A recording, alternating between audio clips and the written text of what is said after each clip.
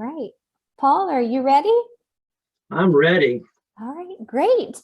Well, before we get started, we are going to put everyone on mute, and you will remain muted throughout the presentation. So give us just a moment to do that.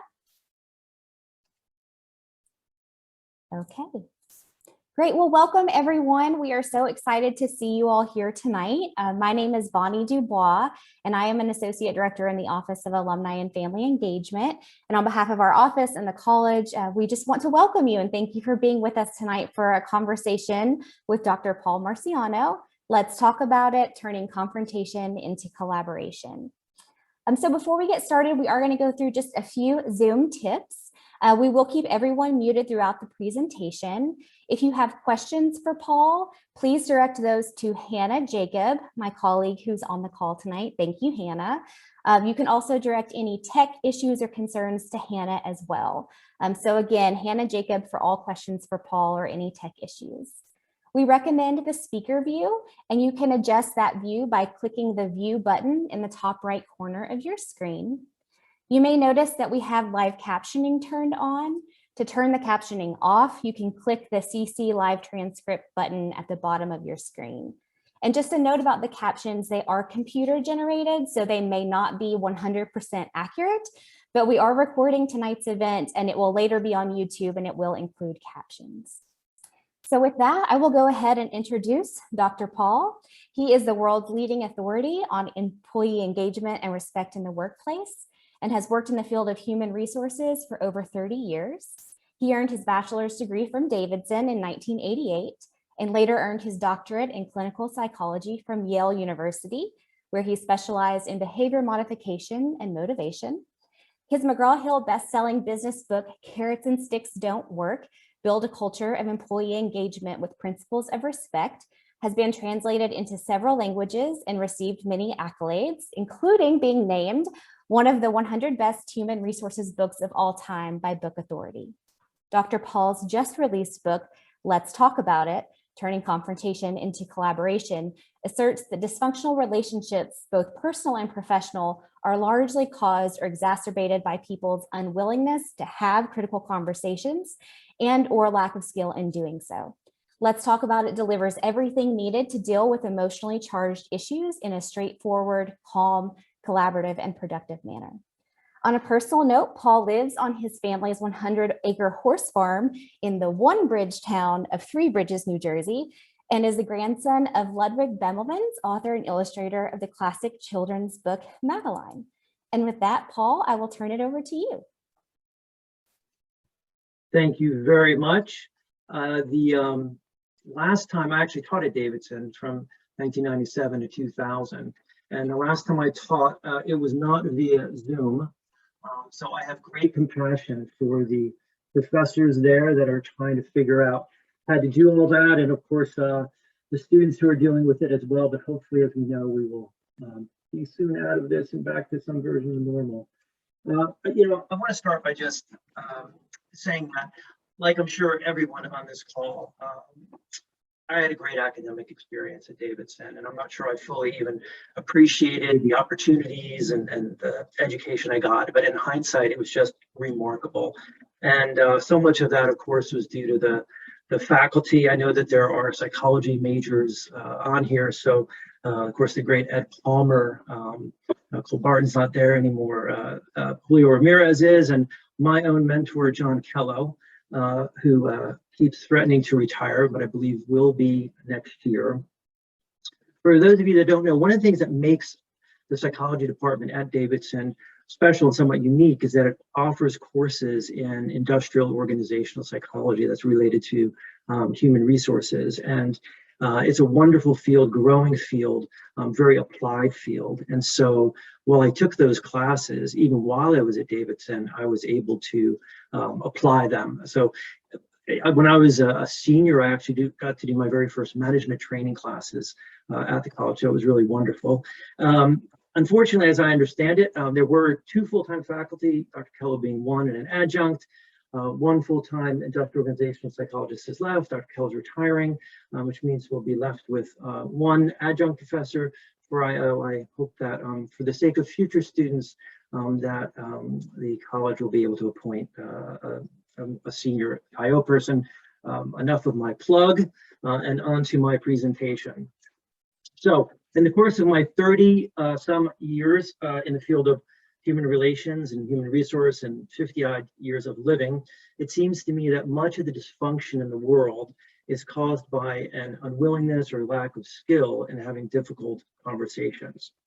When it comes to having strong differences of opinion, it's more likely that there'll be argument rather than civil discourse. And look no further than our own government.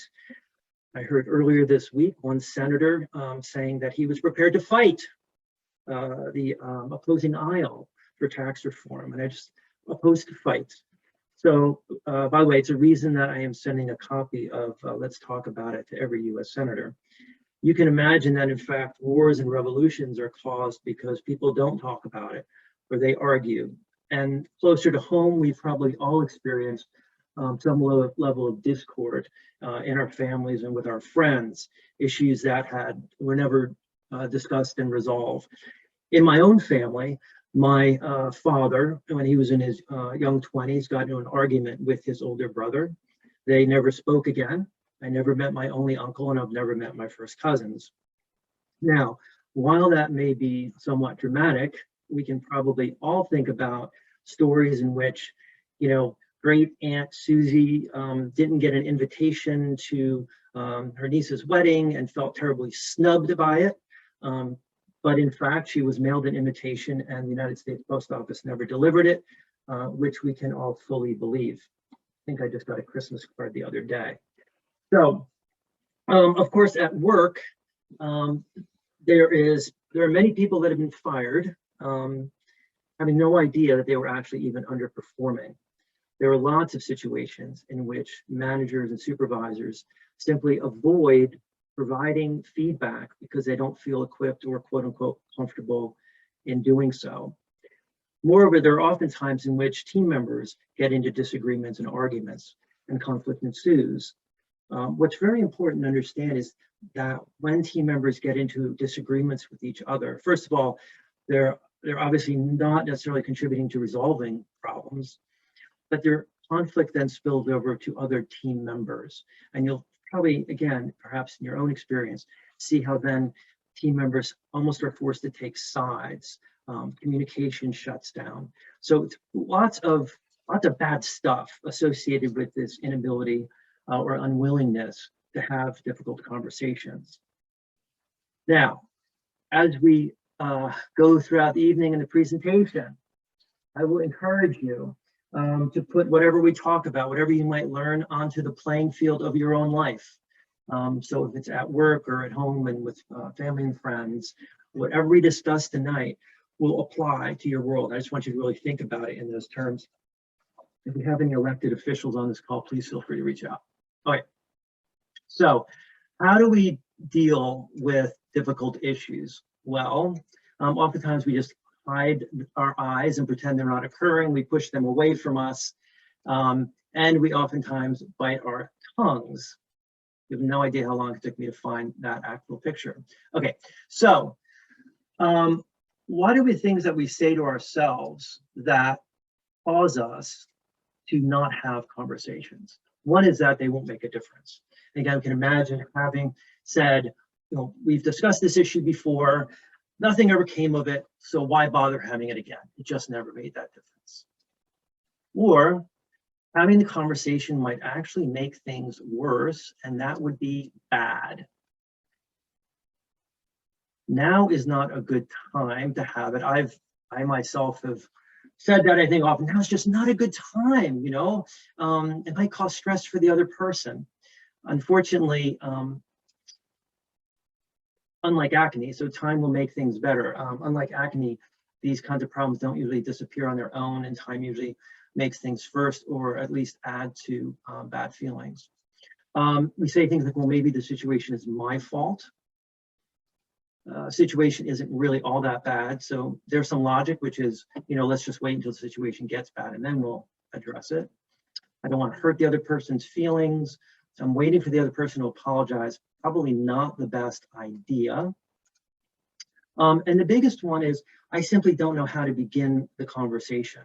I view people's avoidance of having difficult conversations similarly to why most people don't jump out of airplanes, because it's viewed as a high-risk maneuver and kind of a dangerous thing to do. And so in general, we simply avoid doing things that we're fearful of. My approach, and it comes from an educational academic background, is that it's simply the matter of a skill deficit, and that we can teach people how to have these kinds of conversations in a productive manner. So we're going to do a quick poll, and I believe if you'll help us out, which of these reasons do you use for avoiding difficult conversations?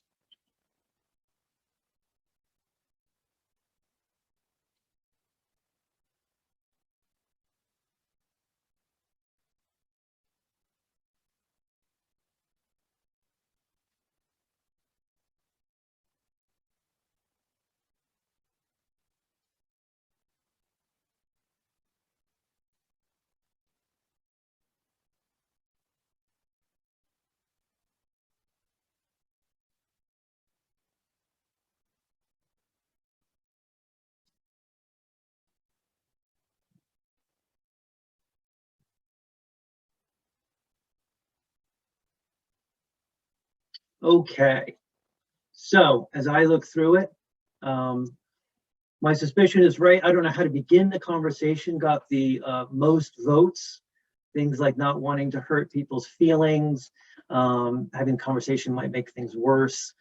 It will make a difference. So each of these people noted was a reason that they tend to let themselves off the hook. But as I expected, and it's I think good in the sense of people just don't feel competent, because by the end of this, I hope that you feel a little bit more competent, and if you read the book, you'll hopefully feel a lot more competent. So if we can remove the poll.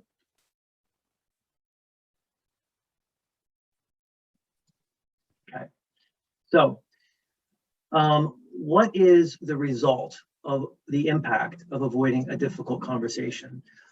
Well, to state the obvious, nothing actually gets resolved. And I think, again, this firm grasp of the obvious, when we don't talk about important issues, the consequence is that we don't talk about them, nothing gets resolved. And as we know in the world today, that is an issue for many different topics that are considered very sort of hot to handle. Avoiding it can get us increased anger, sadness, resentment. Resentment's a big one. So when we say, you know, I'm just not going to have this, I don't want to bring it up, we end up resenting the other person, but we also end up resenting ourselves for not having it. We feel disempowered, regret. You know, you can imagine that there's something occurs. What happens typically is when we feel slighted in some way or disrespected, we pull back, communication shuts down, and maybe a long period of time goes past before there's any attempt to repair that relationship, to have actually a conversation. And certainly a great deal of regret can go into that, and especially if that never gets resolved. You know, that pit in the stomach that we get when we're trying to hide out in the grocery store aisles so we can avoid that other person. It's interesting because, you know, the pit in the stomach is when we think about, we get that when we think about avoiding it, and then we get it when we actually see the person. And finally, and I do kind of believe this, is that when I avoid having the conversation, I kind of feel like a wimp about it. It just doesn't make me feel good. And what I would say is that no matter what happens, when you choose to have the conversation, it's an empowering experience. So again, which of these might you relate to? Now, talk about healthy conversations. And I try to get it to just a few very specific bullets. One is that there is two-way flow of communication. So you get to talk and I get to talk. It's not situations, again, an unhealthy conversation where one person is dominating the conversation. Both people feel heard and understood. So I think fundamentally as human beings, especially when we're in some sort of a disagreement, we really want to feel understood.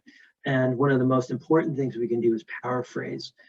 So if you and I are in a disagreement, I want to keep on pursuing my point and reinforcing it, because I feel that you don't agree with me in some way because you don't understand what I'm saying. If I'm able to stop and say, Paul, let me just make sure I understand what you're saying. Again, the other person will feel understood and be much more receptive to hearing your side. When communication is transparent and straightforward, so we're not kind of being cued and playing around the bush and trying to hide some information, but we're really being clear in what we're saying, sharing fully. Conversation is respectful and professional, so people are not calling each other out, right? They're not attacking one another. They're staying around the subject, and everyone remains nice, calm, and composed. So about attacking the problem and not the individual. So healthy conversation, you can imagine when you've been in disagreement, conflict, are these elements present? Are they not present? And how might you introduce them going forward? One of the things that I like to do is to always be setting clear expectations. So saying, as we come into this discussion, here for me are kind of the ground rules of how I'd like that to look. So what gets in the way? You know, unconscious biases, fortunately, have been we've become very conscious of unconscious biases in the world. Confirmation bias is one that most people know. I'm only going to cover one, and this is sort of one I've created, but mental filters in general that distort our perception and interpretation of the world around us. So mental filters that distort our perception and interpretation of the world around us. Now, I'd like you to go through this exercise with me. I want you to imagine that there's a mixing pot in front of you, and in fact, there is on the screen. And into that pot, I would like for you to place your age. I would like for you to place your gender identity. I would like for you to put in your ethnicity, your race, your education level, your family. So whether you're a mother or father or married or divorced, your own family of origin.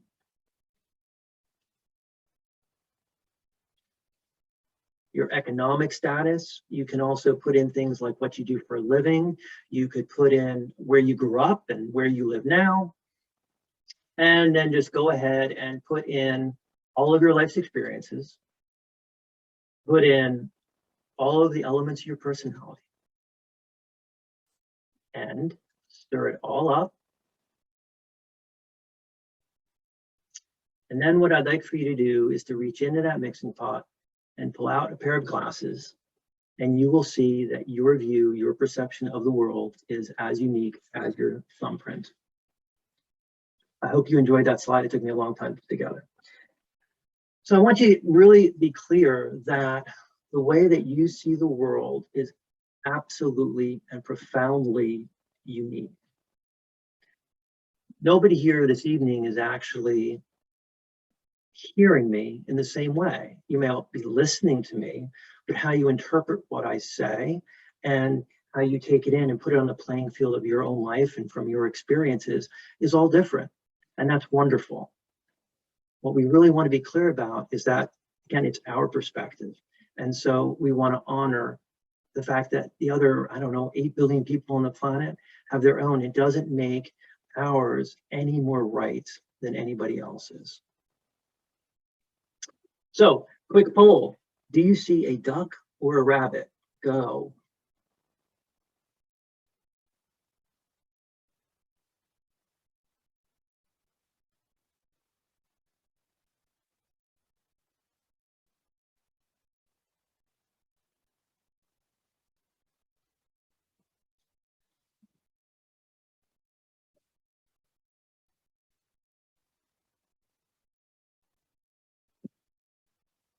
All right.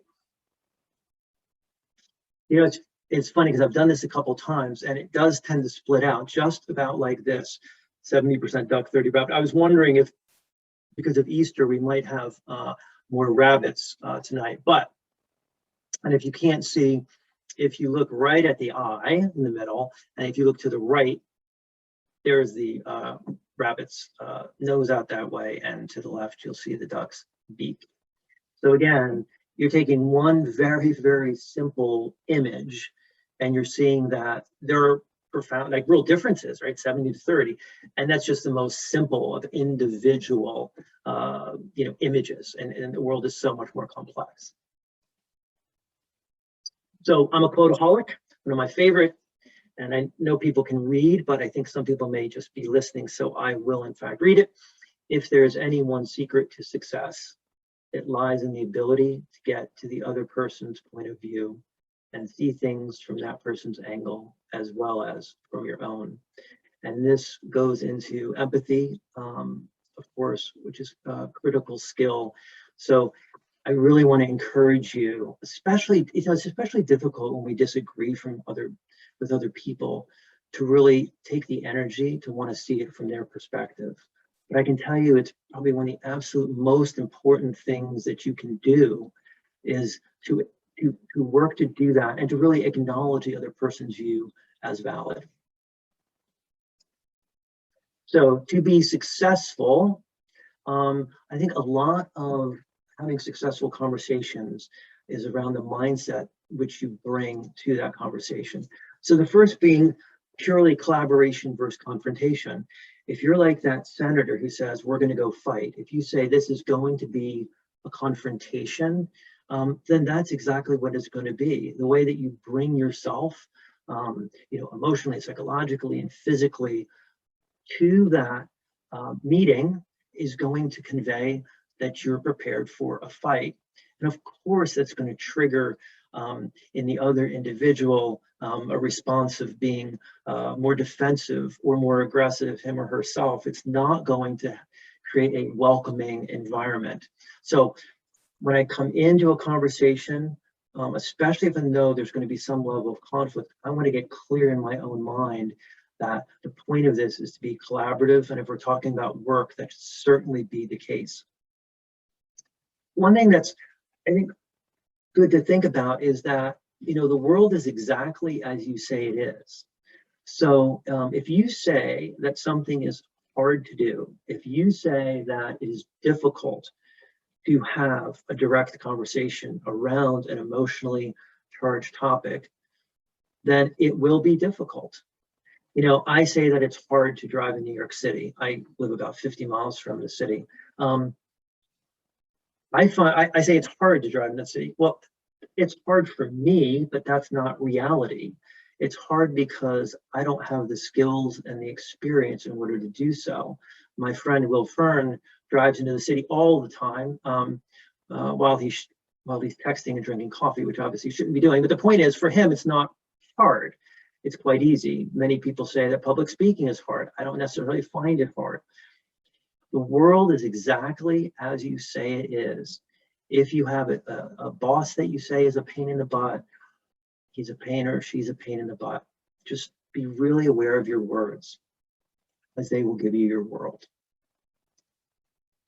So this idea of right versus wrong, it's like a zero-sum game. So this mindset of only one person can be right, or there's only one right way to do something, or there's only one right answer. And so, of course, when we have this mindset, it's very rigid. Unfortunately, I think that as human beings, when we get into arguments, a lot of what we do is to seek to make the other person wrong, because that means that we can then be right.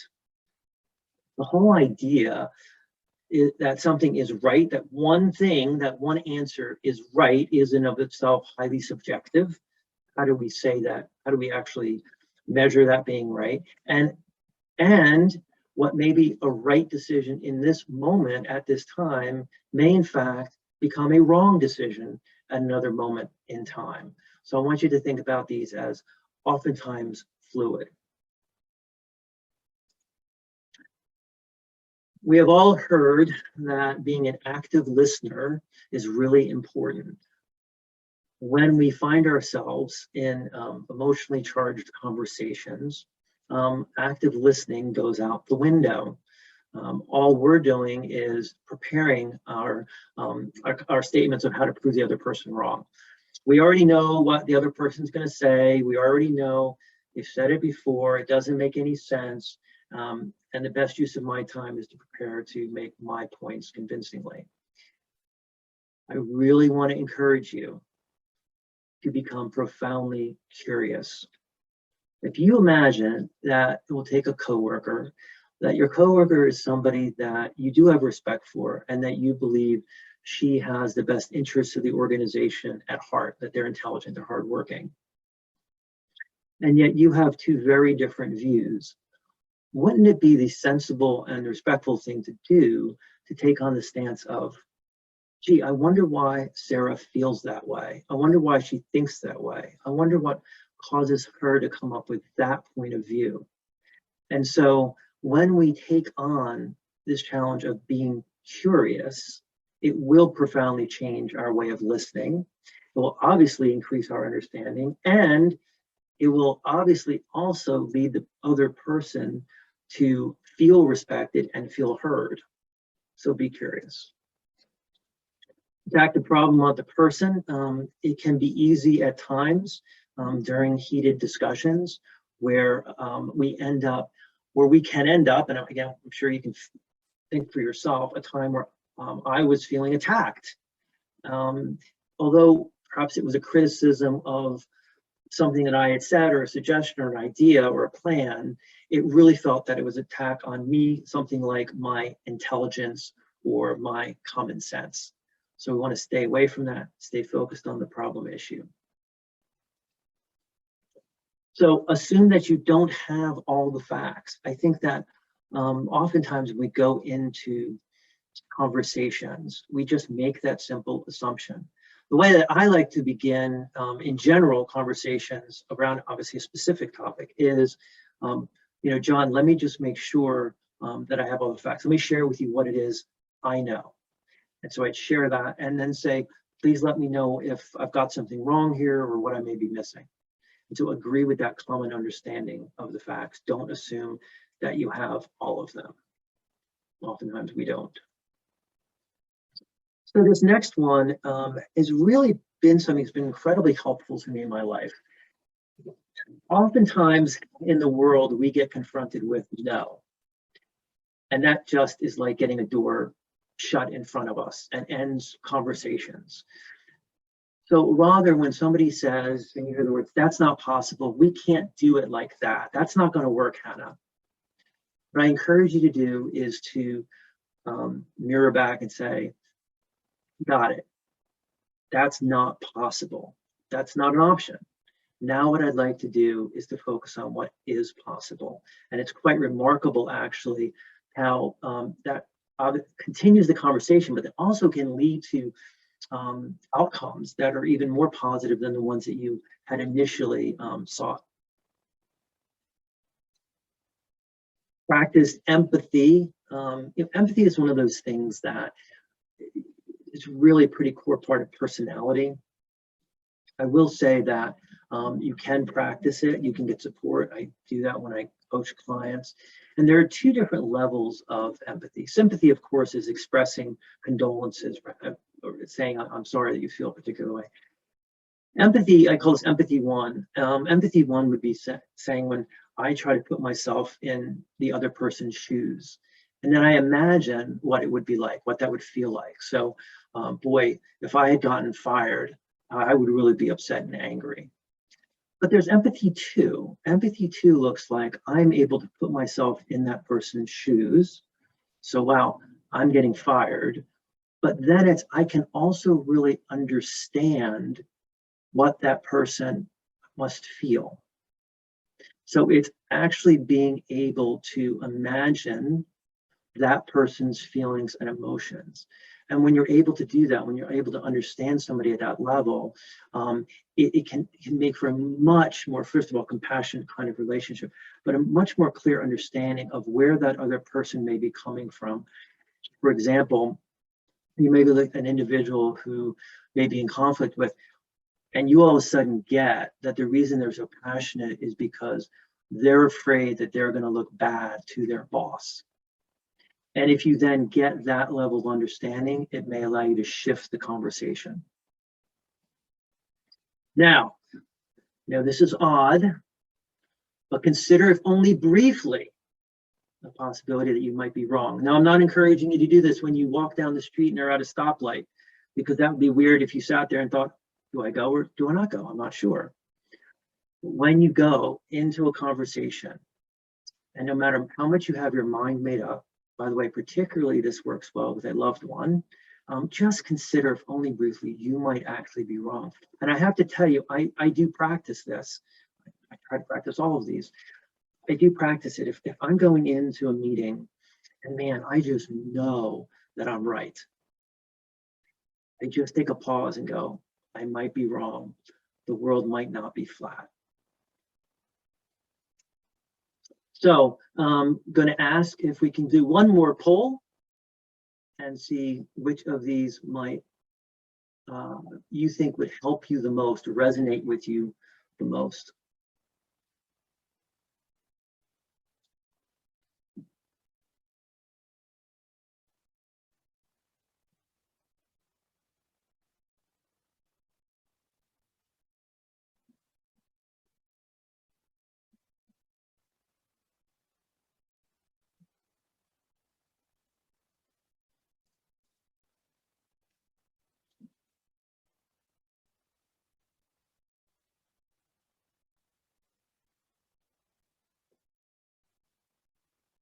Okay, very good. Thank you.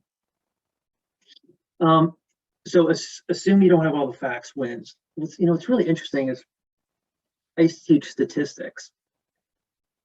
And boy can statistics tell the same two different versions of a story. And what I have found is, the facts. Oh, let's just think about some recent, political hearings where people, the facts say this and the facts say that. By the way, here is our Constitution, and it's the same words, but somehow magically different facts appear out of it. And what I suggest, there are capital, we pretend or we think there are capital F facts, and in fact, a lot of life are small f facts. It's the way we interpret the data. And the same is for the word truth. So, I have a friend always, the truth is, well, that may be your truth based on your facts, but that's not the truth based on the facts. So I'm glad that one came up actually as the highest scoring one. So assume you don't have all the facts, and again, approach that conversation. You may get the sense that a lot of these have to do with the mindset of coming at it from more of a humble and an open perspective.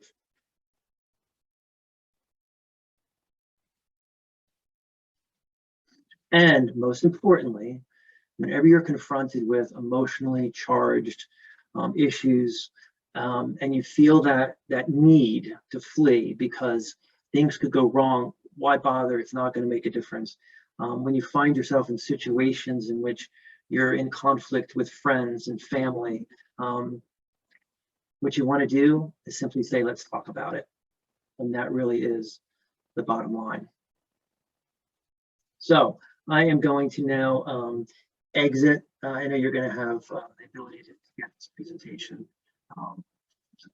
Information is on there if you like, but this is where we're going to be taking some questions, and I appreciate all of those folks who sent them in. So,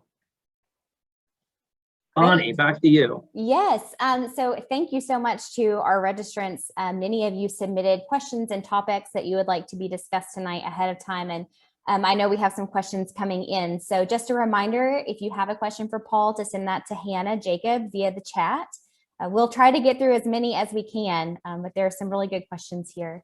So first, Paul, can you talk about how you would give critical feedback to an underperforming employee? Sure. And I know that was a question that came up a lot, and it certainly comes up in my work all the time. First of all, if you're a manager or supervisor and you're not comfortable, if you don't like to give performance feedback, then you're in the wrong role. And I don't necessarily blame those individuals. People are oftentimes promoted into a role of supervisor or manager for reasons that have nothing to do with being skilled in those positions, such as giving good performance feedback. You know, it is an incredible disservice to employees when they don't get that ongoing kind of coaching.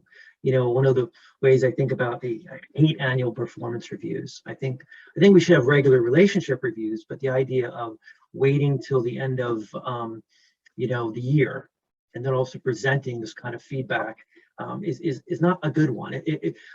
Imagine, if you would, being a football coach or a basketball coach, and your star quarterback throws an interception or something the first game, and you waited the entire season to give feedback. That would just be silly, right? What we want to do is to make the people that work with us successful, and one of those important things to do is to give that ongoing performance feedback.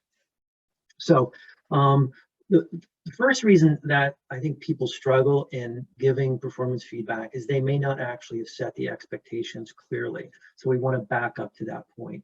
And it may, in fact, be the case that the person is underperforming because the expectations aren't clear. In fact, that is largely the case while people don't meet expectations. And for me, the approach that I take, because I do always want it to be a collaborative one with an employee, is that of, let's figure this out. And so I call it the confused and concerned speech. And it goes something like this. Bonnie, I'm confused because I thought I was clear regarding what I was asking you to do. And I'm concerned because that doesn't seem to be what happened. And can you help me understand? And so again, it becomes a conversation. I always put myself in the other individual's shoes. I have empathy. And I think, would I want to get feedback if I were in his or her position? And of course, the answer is invariably yes. When any of us would feel as though we're underperforming, we want to know that. And so it does a tremendous disservice. One of the issues with giving performance feedback, as I mentioned, the longer we wait to have these conversations, the more quote unquote difficult they can become. Recognizing that difficult conversations are only difficult because we label them that way. But the longer we go, the more awkward that it can be. So I often say that, as a manager will see about a problem behavior, and they'll do the Dorothy routine. We see a problem behavior when we close our eyes and we click our heels 3 times and imagine it's going to go away, and it doesn't go away. It persists. Behavior that's not consequated usually grows. And so this problem behavior, which at one point might have been minor, continues to grow until it really is a problem. By the time, quite frankly, it reaches, human resources, then we've got a problem on our hands that should have been dealt with effectively by a manager.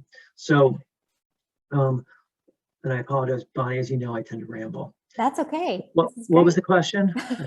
Anyway, you answered it. Okay, I answered it. So, again, it's challenging when I'll go back to when people don't feel competent in having those conversations, but there is a kind of a formula and a general strategy to having them. Okay, now I'll shut up. Okay, we have a question that's just come in via the chat. So often in the moment of recognizing and being in the middle of conflict, it's hard to step back and take a broader view. Do you have advice for maintaining equilibrium and not being hijacked by emotions? The most important thing you do is breathe, detach yourself, recognize that when you engage in that way, good things probably don't happen. You say things that oftentimes you can't take them back, right? And we've all been in those positions. One thing that I'll say that's really important here is that we allow ourselves to get triggered by the same people doing the same things to us all the time. I have a good friend, John, and his ex-wife just triggers him. And we work out together and she calls and hangs up the phone and says, "Can you believe what she just said?" And I said, "Yes, I can, John, because she says that all the time. And yet you get upset every time she says it." And I imagine it's like Snoopy, Snoopy, but Charlie Brown and Lucy holding the ball, and she pulls the ball out every time. And Lucy's doing what Lucy does. And so we have these people in our life that's just who they are. Like, how else would you expect them to act? And I will give you a personal, a very real and realistic example. In my community, I'm the chairman of the board for a local, it's called a business improvement district. And we have a stakeholder who, and I can say this as a clinical psychologist, is crazy. And he yells and screams, and his way of being is to make people scared of him. He's a bully. And so a couple of weeks ago, he calls and I pick up the phone and he just starts yelling and screaming and threatening me, literally threatening me. I'm going to destroy you and I'm going to destroy you. And so a couple of things have to happen immediately. One is that I've got to breathe. One is I've got to get really, really curious about what it is he's saying, because I need for him to feel understood. I want to become clear about what I want as a result at the end of the conversation. So what's my goal? My goal in this case was for him to simply settle down, right? To quiet down. And so when I think about that goal and I allow myself to breathe and become curious, then what I'm going to do is I'm going to act in a particular manner. I'm going to say certain things in order to achieve that goal. Now, part of it may be apologizing. And people say, well, it's so inauthentic. How are you going to apologize? You have nothing to be blamed for. Well, I think oftentimes there are things that we can apologize for in the midst of conversations or confrontations. And one is to apologize for not really having taken the time to fully understand the other person's perspective. I think that's one thing that we can often apologize for. Apologize for not having taken the time to really understand the situation fully. So those kinds of things. So again, in the heat of the moment, one, I'd encourage you to predict when that might happen. Actually, even in your mind, think about what that person might say, and then consider what you would do. It's going to help a tremendous amount. And there has never been the mistake made of taking a pause and taking a time out. And it has even become all the easier on Zoom when all you need to do is click a button. Great. Thanks, Paul. Again, we've got some great questions coming in. So one came in, how can we start a conversation with someone that we disagree with totally on politics, but set it up to have a civil conversation aimed at really understanding where the other person is coming from? Okay, so let's talk about things like politics and religion and race and sexuality and all of those very sensitive topics. And people say, how can we, as this person said, address them in a calm manner?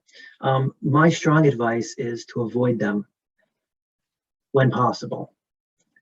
Certainly in the work environment. I'm just very clear, and I know I'm dodging this question in some ways. I have good friends that are on opposite sides of the political spectrum from me. We're good friends. It does not make sense for us to have conversations around politics. It just doesn't make sense to do that. The likelihood of my somehow convincing them of my perspective is really, really low. And what I have to ask myself is, why am I doing it? Why am I trying to argue on my behalf in some way? It's because I want to be right. That's primarily it, right? I want to be right. Or I just want to convince the other person that they're wrong. So there are certainly times, certainly in academic environments, in which having that kind of those kinds of conversations are important. Again, I'm very, very careful in considering what good can come out of those. If again, it's an educational component or learning, then I would do is just very much set the stage in terms of some expectations, as I did around the tips for healthy conversations. Thank you, Paul. A couple questions coming in about advice on giving feedback to a supervisor. Oh, yes, that's a good one. First of all, if you're a supervisor out there, I want to encourage you to elicit advice, elicit the opinions of your direct reports. It depends.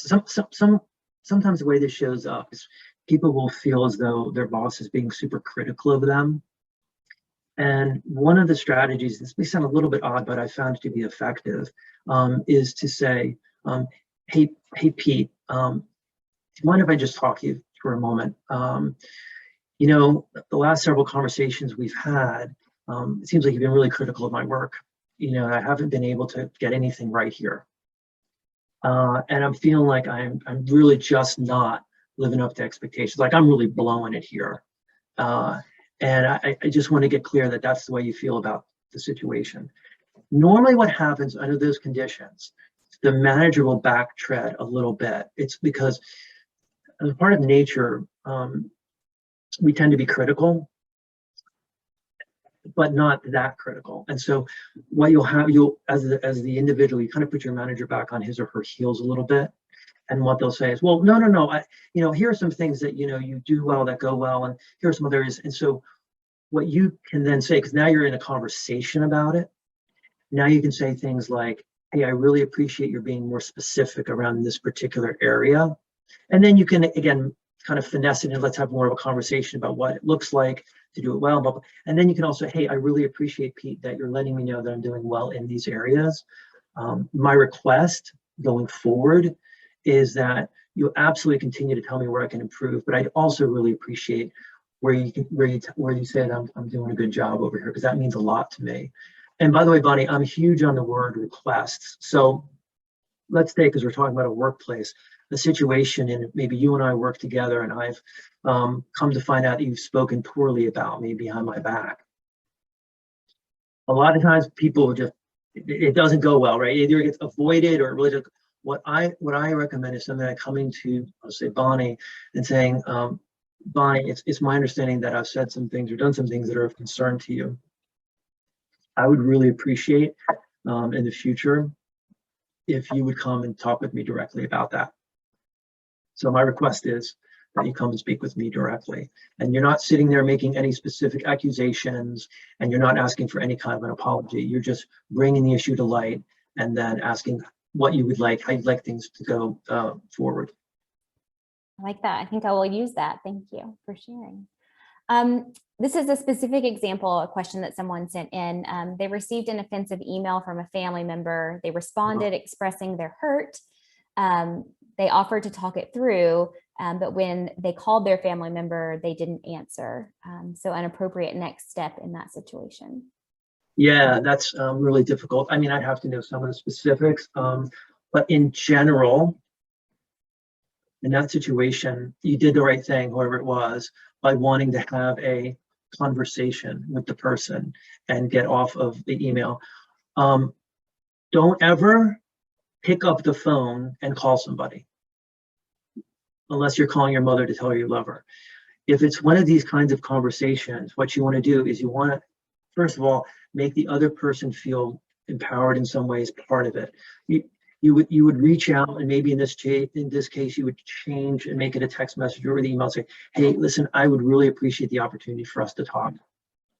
I really don't want to go back and forth in an email. This is too important. You're too important. Our relationship is too important. Can you let me know a good time? And then you might say, do you have any time tomorrow afternoon or Friday morning? And again, engage the other person. Don't just pick up the phone and call them, because they won't be prepared for that. It'll make them feel defensive. It does not surprise me at all that they didn't pick up the phone. By the way, here's one other thing. I think this is really, really important going into a conversation. And this could be family or a coworker. You want to start from the place of caring about that individual. So I might say, Forrest, I want to have this conversation because our relationship really matters. Again, you frame it in terms of a working professional relationship or in terms of a family friend situation. Our relationship really matters to me. And something's happened, something's come up that I feel is in between us. And I don't want that to be in between us. And that's why I'd like to talk with you about it. Now, when you frame it like that, man, it just makes things really different, right? It really reduces the possibility of things escalating. In fact, if you want to throw in there, and it's authentic, an apology right at the beginning, hey, I want to apologize for not listening to you. When somebody apologizes, you're in sort of an argument or a fight, and the other person says, hey, I'm sorry. it's like completely disarming, right? It's like, well, where do you go from there? It's hard to keep yelling and screaming. So anyway, again, I forgot the question, but go ahead, Bonnie. That's great. You answered it. And I think the apology is a really great suggestion too. It would definitely make me feel a little bit more calm. A couple of questions coming in about discussing sensitive issues with your spouse who may not want to talk about things. Ooh, ugly, right? And these can be all kinds of issues, and some of them around intimacy, some of them certainly around parenting for sure. I think here's where I come from. The more I care about a person and the more I care about an issue, the more I should be willing to have those conversations. Right? So the more that I care about the person, the more I care about the issue, the more I should be willing to have a healthy conversation around it, because I recognize that it's probably causing some real strain and stressors in our lives. And I think it's perfectly okay to say to the person, to acknowledge, for example, that things aren't the way that they were in the past. I mean, if you're just making a statement that both people can agree with, right? Nancy, this is not the way we were in the past. And I think back and I look back and, I miss those days, and I think you might as well. And we had great times. And you know what? We can still have great times. That's what we got to do, right, for our relationship. I think there's some things that we're going to need to talk about to like maybe leave some things in the past, but really move forward. And so those are the kinds of ways that you want to do it. A lot of people say it takes courage to have these conversations. You can say it takes courage. Sometimes what I'll say is, I'm tired. I'm tired of the way that things are. I'm tired of things not working in my life or working in the other person's life. And that's another way that I frame it. Great. We have a follow-up question here back to the politics question. So if we avoid political conversations with those whom we disagree, how can we reach a compromise as a nation? Your thoughts on that? Well, no, no. I'm so glad somebody followed up with that. I'm talking friends and family politics. I mean, maybe we can resolve it sitting here across the table from each other. I mean, as a nation, certainly people that are elected officials have got to have those kinds of conversations. And the fact that we have two aisles and everybody votes one way and the other everybody votes, I mean, that just blows my mind. It's confusing to me. Again, I come back to, and when I work with organizations and there's conflict, I always go back to the mission. So we say, why are we here? And our behaviors are either contributing to or detracting from fulfilling on the mission. And so I think within politics as well, and I'm happy to work with politicians, is to say, come together and say, why are we here? Like, our goal is what? And it can go back to things like the mission of our country. And then to say, I get it. We have really different views on things, but our goals are the same. That we create a thriving, a culture, a place where our people can thrive, our children can thrive, our communities can thrive. Nobody is going to disagree with that.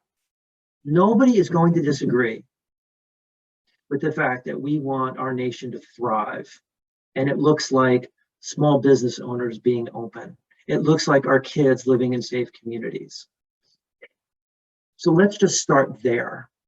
And then let's acknowledge the fact that we have different ways of thinking around how to get there.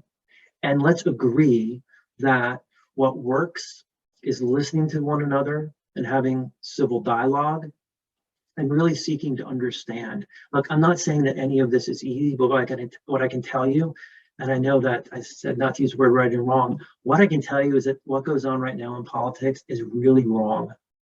It's for the most part, right? I don't want to lump everybody together, but it's just the terrible mindset that we have in Washington around how to have these conversations. And the truth is, we're not having the conversations in any kind of a productive or healthy manner.